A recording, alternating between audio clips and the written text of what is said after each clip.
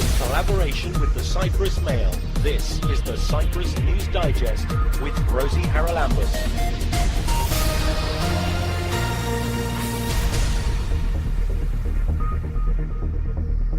Coming up on the programme this week, the UN Secretary-General's Special Representative in Cyprus explains the UN's Global Open Day on Women, Peace and Security. About how we promote women's empowerment, gender equality, and particularly how we reflect the needs and the voices of women in processes of peace. And the UN's Gender Advisor on Peacekeeping Operations says women the world over have the same desires. And across the world, they want to be free from violence. They want to be able to be empowered. They want political participation. They want to have a voice in their societies. And no matter where you are, from South Sudan to Lebanon to Liberia, from Timor, Haiti, here in Cyprus, it's the same thing that they want. Women everywhere want to be able to live in peace with security. As the leaders of the two communities in Cyprus prepare to head to Switzerland for another and possibly the last round of reunification negotiations, citizens are planning events to encourage them to overcome any obstacles in reaching a solution of the Cyprus problem. We want to show that the Cypriot people can live, want to live together, want a solution, and Cyprus is small but big enough to have all of us and live and cooperate and create together. And we look back to the visit in December of the EU Commissioner for Education, Youth, Culture and Sport, Tibor Navracsics, who held a citizens' dialogue with young people from both the Greek and Turkish Cypriot communities. Culture and sport are the most important elements of the communities. They can keep together people without language barriers, because cultural activities, artistic performances and sport achievements can speak themselves. The United Nations peacekeeping force in Cyprus, UNFICYP, held its Global Open Day on Women, Peace and Security in Cyprus just before Christmas. The event, which was well attended by women from both sides of the Green Line on the island, and a few men, was hosted by Elizabeth Spehar, the Special Representative of the UN Secretary-General in Cyprus and head of UNFICYP. After a lively discussion with participants, she told me about the idea behind the Open Days. Well, the idea behind the Open Days of the United Nations is really to use the opportunity at one time during the year, at the very least, for quite a wide period, to engage between United Nations and the societies that we serve on a very important issue for the United Nations and indeed for all countries, which is Resolution 1325.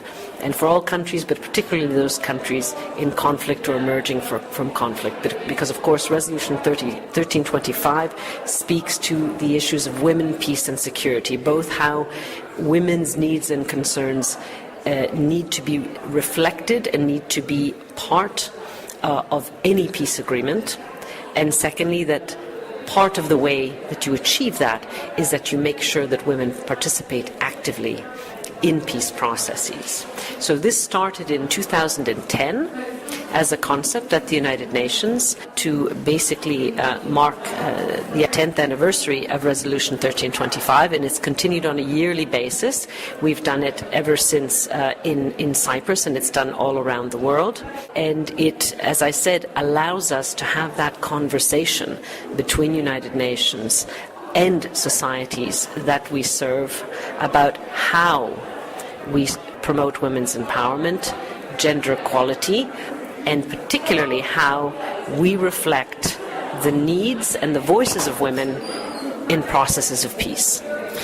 It's extraordinary that when you think that women make up certainly 50%, some say more, of the world's population, that they are so underrepresented, not just in the political scene, but in the cultural scene. They're underrepresented everywhere, whether it's third world countries or modern Western democracies. Why do you think that is?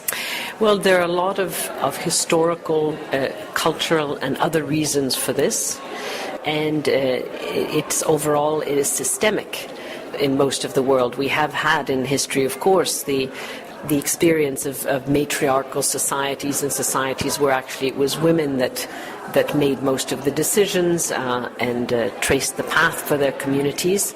But over the centuries, what has largely predominated is a different type of model. And it's something that now, I think it has been realized, does a great disservice to societies, because if you are not involving and you are not harnessing the power, the energy of over half of your population, you are not going to develop in an optimal way. And if women are not in decision-making positions, they are not going to be able to influence in ways that will benefit all of society from their very particular perspective. And it is that difference in a woman's perspective, isn't it, that can give so much more input, if you like, in a male-dominated society, because they come at things from a different angle. Well, certainly women around the world tend to still have life experiences that are to some degree different from men, but also women and men, girls and boys, are still very much socialized differently, both in the homes but also in their societies. So that does create actually a beautiful diversity that needs to be reflected in our societies and in the decisions that are made. Elizabeth Speha, the Special Representative of the United Nations Secretary-General in Cyprus and head of UNFICYP, talking about the Open Days for Women, Peace and Security. The keynote speaker at that Open Day event was Claire Hutchinson, who is the Gender Advisor for the United Nations Department of Peacekeeping Operations. She's worked all over the world on the issue of gender equality. Looking at the issue of women and where the conversation about where are the women and how women need to be very present in terms of not just peace processes but every part of their society, and that the idea of what do women want has to be very central to what it is we're looking for. So looking in terms of peace processes and building on community, where do we place women's concerns and how do we forward women's concerns? It has to be all concerns. So it shouldn't just be related to women's concerns, and it's not a women's issue. It's an issue that's about peace, and peace is for everybody. That the issue of women is the issue of humanity, right? And so when we're looking at how do we forward any conversations about women, peace and security, we have to make sure that we're looking at the issues that are economic and social and political, and the structures that are constraining or advancing for women. And that is the critical issues we have to deal with. You worked in Darfur and in the Lebanon, and you had some interesting stories there, because we do tend often to perhaps not think globally in terms of women's issues. We sort of think that, they're sub-Saharan Africa or they're the third world, we're the Western democracies, and we are not even equal in our views of other women, are we? Yeah, I think what is very interesting about the Open Days that we held here today is across the world women have the same messages, right? And they don't have to agree on how those messages are achieved. They don't have to agree on the process of those messages. But what they do agree on is that they want peace. They want peace and they want security. And that security is many forms. And it's very different to how men see security. So they want security which is about an environment, about education. It's about saying that, is there work? Is there employment? Can they put food on their table? And these are the issues about security for them.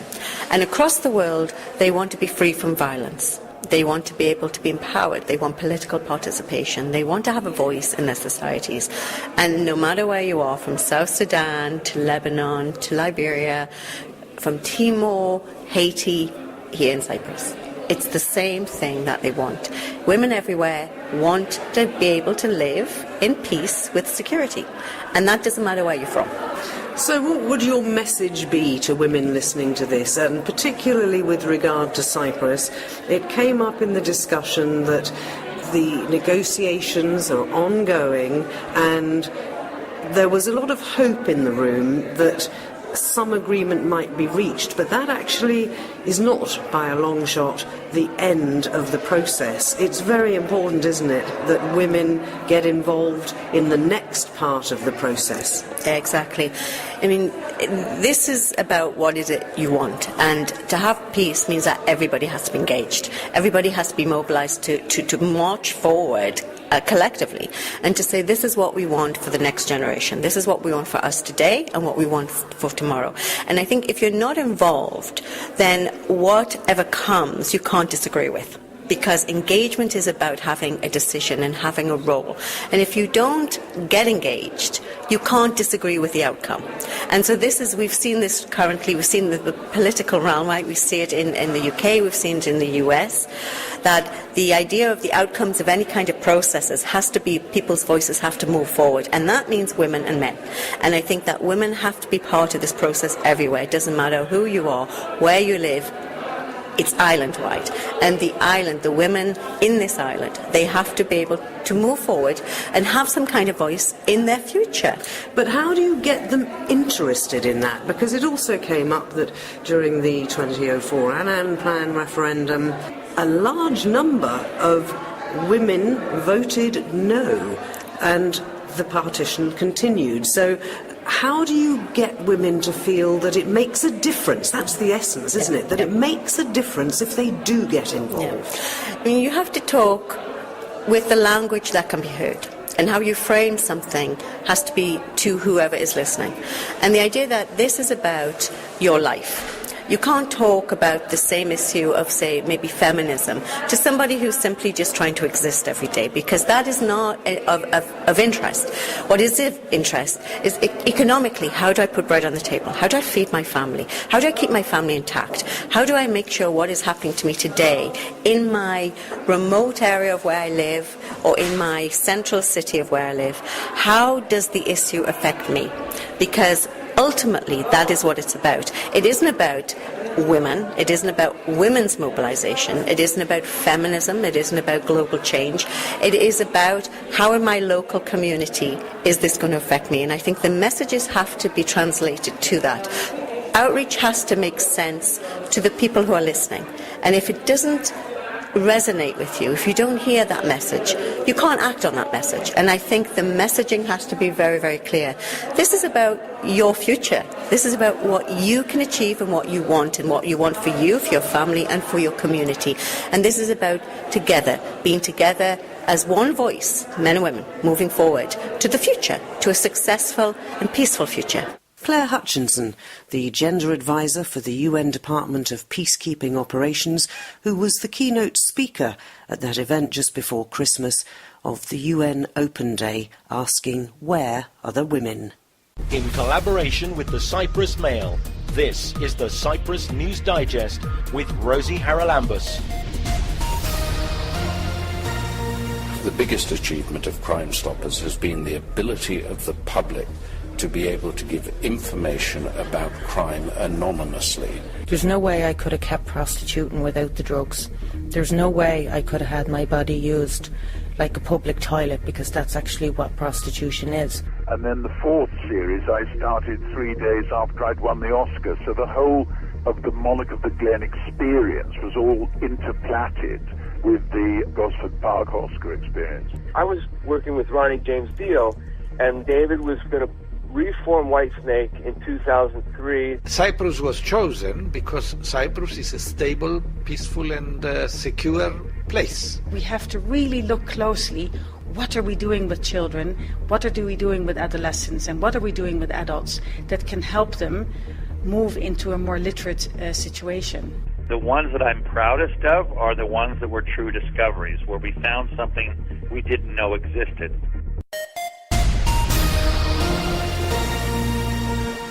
Back in November, while the two leaders in Cyprus were discussing the reunification of the island in Switzerland, there was an enormous gathering in the moat just by the Lydra Palace Hotel and the Green Line in Nicosia, the buffer zone, where Turkish Cypriots and Greek Cypriots came together for an evening of song, speeches and hope.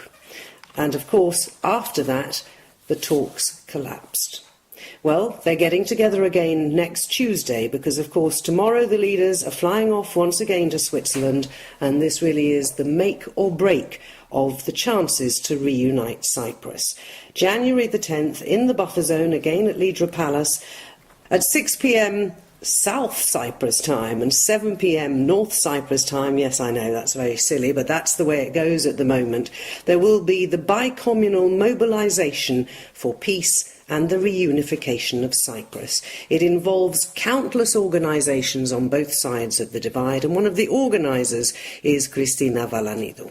Christina, there was great hope in November, and then our hopes were dashed, of course, when the talks collapsed. It does seem that this is a final push. What are you hoping that this event on Tuesday will achieve, and who are you hoping will be there?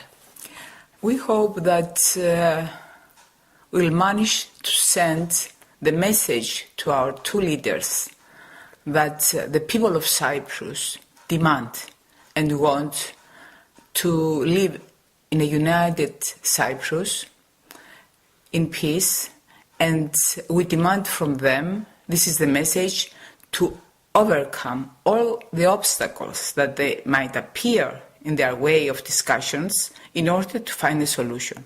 This is our demand, hope, and this is the reason why we mobilize now with the people, and we're trying to interfere in this process. And I said earlier that it was, in a sense, a last-ditch solution. There is a feeling here, partly because of the rather skewed coverage of our mainstream media, that the majority of people are frightened of a solution. Now, what sort of message can events like this give to those who have, and let's face it, some of them may be legitimate fears? First, I would like to say that the mass media in Cyprus, they are sending a very wrong, false picture about what's going on among the people of Cyprus. They base themselves on the political parties' statements, and they consider that the 5 rejectionist political parties are the majority of the Cypriot people, who are not. So what we are trying to do now, and that to show that there is a vast majority of Cypriot, of people outside the parties or belonging to other parties, or to AGEL, to DC, or outside any of these political parties, who demand and want solution. And these people are not frightened to live together, Greek Cypriots and Turkish Cypriots. And we are trying to break this wall that certain mass media put for such demands. And every night they present to the people that the Cypriot people are frightened of the future solution and future living together. We want to show that the Cypriot people can live, want to live together, want a solution, and Cyprus is small but big enough to have all of us and live and cooperate and create together. Right. What about the objections of people, for example, about the possibility of Turkish troops staying on the island for a limited period of time after a solution? I know that there are objections. This is one of the obstacles. Yesterday I was reading a statement of our President Anastasiadis saying that okay, we might discuss certain arrangements, how we're going to deal with this issue. And this is the way we wish to see our leaders to deal with certain problems. It's a problem, but they have to find special ways to come out and give a kind of compromise to the people, offer a compromise and make the people feel secure, on both sides to feel secure. That's the point, isn't it? Because the Turkish Cypriots in particular don't feel secure because we've had so many incidents when they do come south of far-right groups attacking them. But on the other hand, of course, in fairness, the Greek Cypriots remember the invasion. So if we want a real lasting peace and solution, we have to find the way, the compromise. Everything has to be compromised. Nothing is just absolute, the one's right or the other's right. But that, Christina, sorry to interrupt, that has been the problem as long as I can remember the negotiations going on, there has been an attitude on both sides that if the other side likes it, then we must reject it, it's going to be bad for us. Nobody has thought of it as anything else but a sort of zero-sum game. They haven't looked at the opportunities that could be presented if they get a win-win situation. Yes, you are right, but I think that the present leaders manage to overcome this, let's say, mentality, and they are trying to find a win-win situation in order to have an agreement. I mean, all over Europe and the world, the people know that if you have a problem, you can't solve it by having your maximum positions. You have to give something, get something, and the other side has also to get something and to give something. So I think this understanding is there in the table. This makes me to be optimistic. I know it happened to get acquainted with Akinci since the 19th when we were in the peace movement, the bicommunal movement.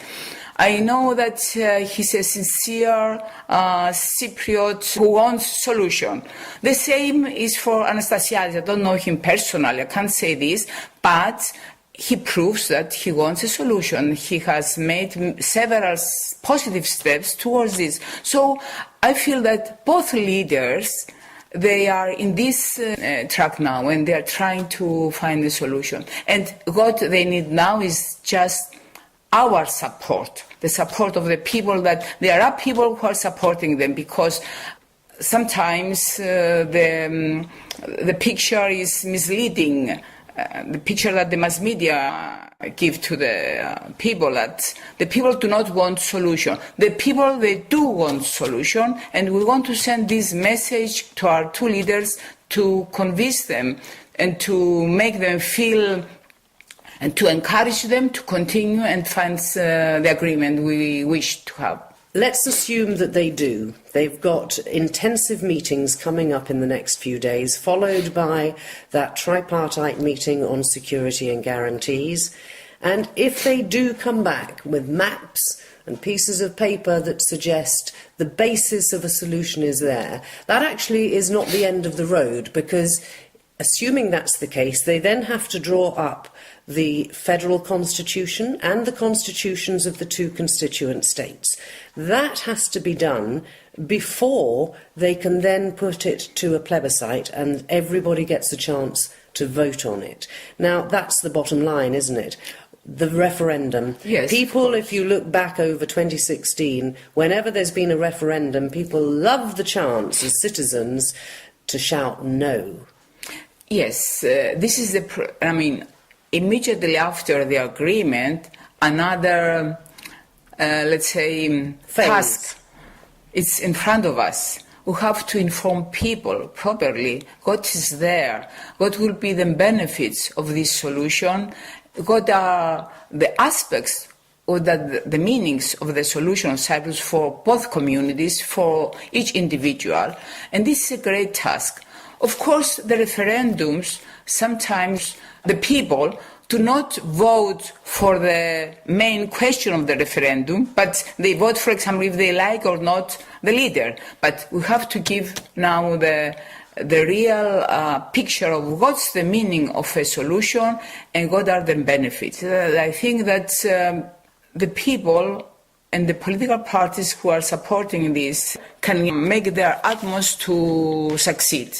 Well, that's really what you're hoping for as a result of this. Exactly, yes. So if you want to go and show your support, if you agree that the leaders of both sides in Cyprus need a little push, need a little confidence possibly instilled into them by a huge show of support from the people of Cyprus, you can join the bicommunal mobilisation for peace and reunification at 7 p.m. That's in the north, and 6 p.m. in the south on Tuesday, January the 10th. Just make your way to the Lidra Palace buffer zone. Keep up to date with events in Cyprus and around the world with the Cyprus News Digest. In mid-December, a citizens' dialogue was organised in the buffer zone in Nicosia with the European Commissioner for Education, Culture, Youth and Sport, Tibor Navracsics. He arrived at the Home for Cooperation to be greeted by about 100 young people, mainly high school students from both communities.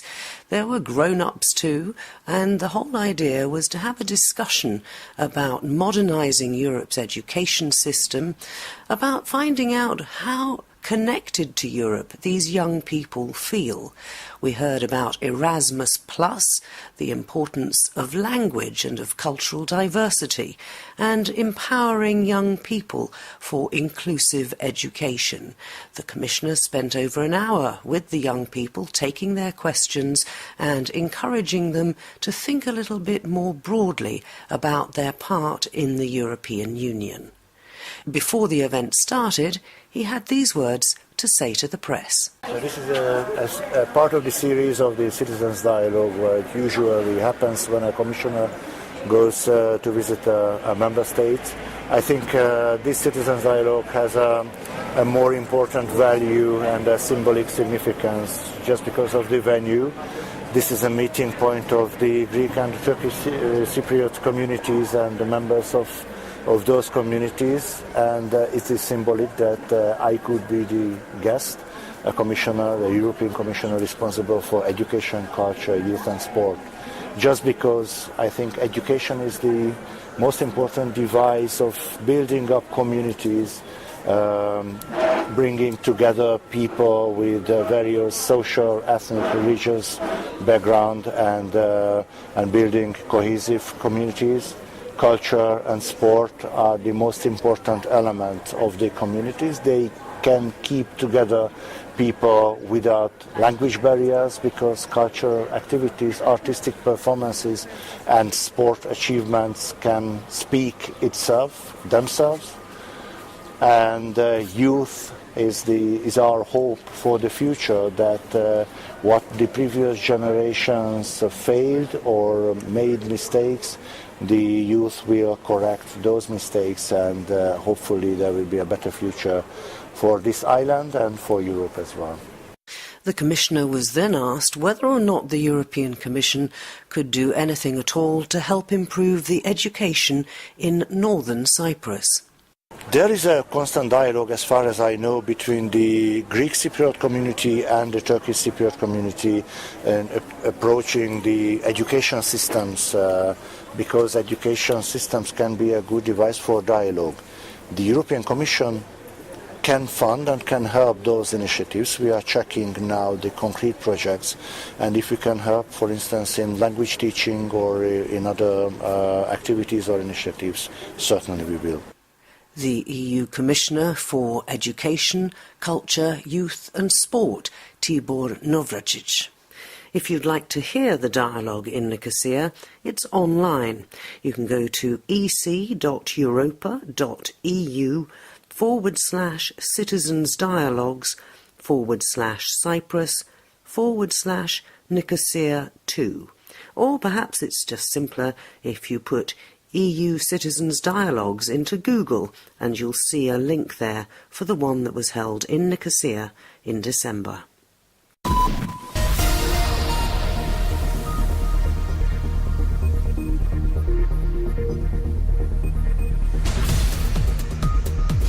Well, that about wraps up this edition of the Cyprus News Digest. Many thanks for your company. Hope you'll join me next week. Till we meet again, take care and God bless. Bye-bye now.